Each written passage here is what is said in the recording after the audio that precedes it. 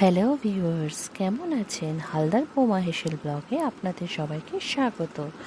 আজকে আমি করব ভেজ স্যান্ডউইচ। দেখুন, ভেজ স্যান্ডউইচ করব বলে আমি এখানে আলু নিয়ে নিয়েছি। এরপর আমি আলুগুলোকে এরকম পাতলা পাতলা স্লাইস করে কেটে নিয়েছি। কেটে এটাকে আমি আলুটার মধ্যে লবণ দিয়ে দেবো, যাতে সিদ্ধর সময় আলুর মধ্যে লবণটা যায়। এখানে আমি শসা, টমেটো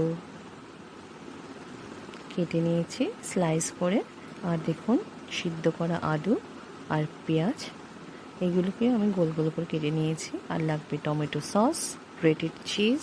দেখুন, আমি দুটো ব্রেড নিয়ে নিয়েছি। ব্রেডের মধ্যে আমি বাটার লাগিয়ে নিচ্ছি। দুটো ব্রেডের মধ্যে বাটার আমি সমান করে লাগিয়ে নেব। দেখুন, দুটো ব্রেডে আমার বাটার লাগানো হয়ে গিয়েছে। এবার আমি এর মধ্যে দেব টমেটো সস। গোল গোল করে কেটে রাখা শসা দিলাম, সিদ্ধ করে রাখা আলুগুলো দিয়ে দিলাম। এরপর দেব টমেটো, সামান্য একটু বিট লবণ দিয়ে আমি উপর থেকে ছড়িয়ে নিলাম। সবশেষে দিলাম পেঁয়াজ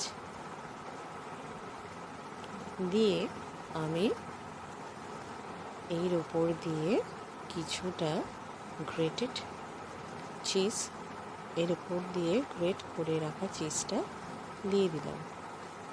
দিয়ে আমি রুটিটা ঢেকে দিলাম।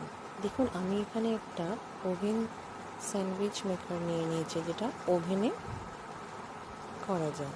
এটা ইলেকট্রিকের না, এটা ওভেনের। আপনার ইলেকট্রিকের স্যান্ডউইচ মেকারেও করতে পারেন।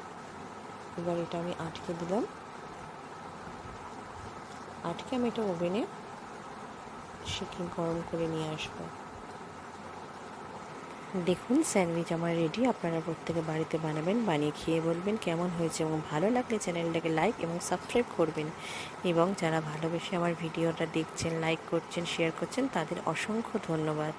আমি আমার ব্লগ আজকে এখানেই শেষ করলাম।